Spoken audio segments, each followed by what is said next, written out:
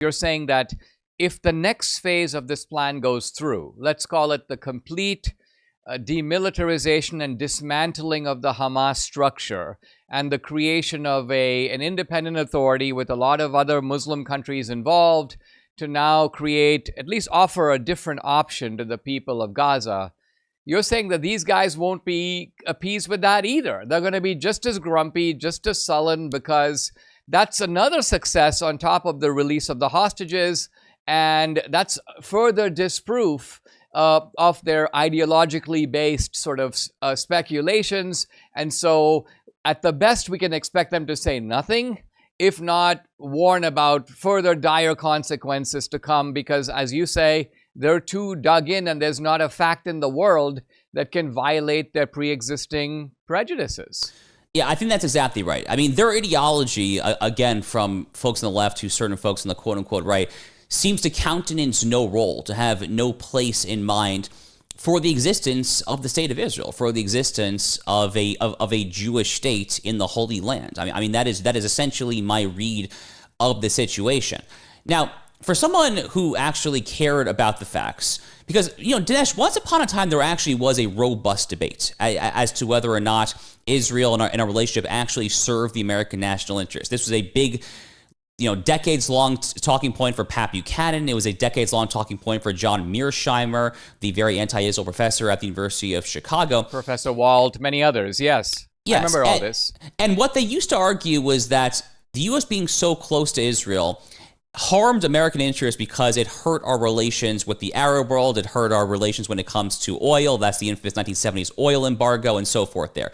But whatever that debate may or may not have been 30, 40 years ago, what I've been saying for the past 5 years, Dinesh, is that the Abraham Accords of 2020 singularly put this whole argument to rest. It is a definitive victory for the pro-Israel camp, because what Donald Trump did in his first term is he went all in, more all in than any president had ever done for U.S.-Israel relations. He moved the embassy. He recognized the Golan Heights. He recognized that Jews living in Judea and Samaria, aka the West Bank, are not per se illegal, and on and on and on. He went above and beyond.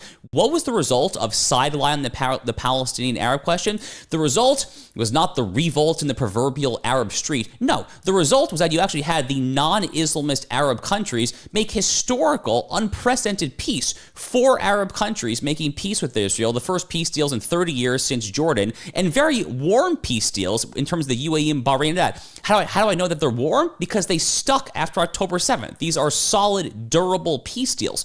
So again, whatever merits the old Mearsheimer-Buchanan argument had 30 years ago, it's dead as a doorknob today. And again, that's just not the world that folks at Tucker are living in. When I first came to America around 1980, I had $500 in my pocket. Now, imagine if I'd been frugal, not spent a penny of that money. What would it be worth today? What could it actually buy now compared to what it could buy in 1980? Answer, less than $130. Now, why is that? Because the U.S. government, through the Fed, is constantly printing money. Now, when the government prints money, there's more money chasing the same amount of goods and services, so money goes down in value. Money buys less. The Fed has been at it since 1913. That's why a dollar today can only buy what a few cents could buy in 1913. And the government continues to print oceans of money. It never stops. An ounce of gold reached a high of $850 in 1980. It's worth around $3,900 an ounce today. So historically, over time, gold has gone up and up in value, and dollars have gone down and down. And what about in the last 12 months? Well, gold is up over 40%.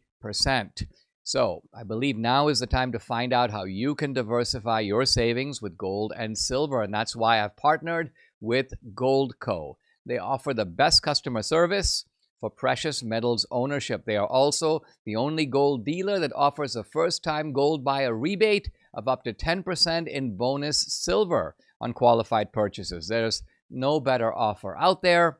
To learn more about how to safeguard your savings from the dollar's decline, check it out. Visit Dinesh Gold, one word, dineshgold.com. That's dineshgold.com.